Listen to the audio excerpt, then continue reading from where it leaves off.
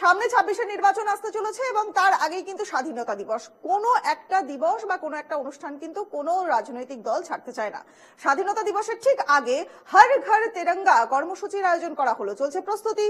দিল্লির বাসভবনে তেরঙ্গা হাতে কেন্দ্রীয় স্বরাষ্ট্রমন্ত্রী অমিত শাহ, উত্তরাখণ্ডের মুখ্যমন্ত্রী পুষ্কর সিং ধামি এবং কেন্দ্রীয় কৃষি মন্ত্রী শিবরাজ সিং চৌহান। অর্থাৎ বুঝতেই পারছেন যে বিজেপির তরফ থেকে পুরোপুরি ব্যবস্থা নেওয়া হয়েছে। দিল্লি, লখনৌ, দেরাদুন, গান্ধীনগর, চারটে ছবি আপনাদের দেখাচ্ছি এই মুহূর্তে। দিল্লির বাসভবনে তেরঙ্গা হাতে উত্তরাখণ্ডের মুখ্যমন্ত্রী থেকে শুরু করে দেখতে পাচ্ছেন যে গান্ধীনগরে, দেরাদুনে, দিল্লিতে এবং লখনৌতে এই কর্মসূচির আয়োজন করা হয়েছে।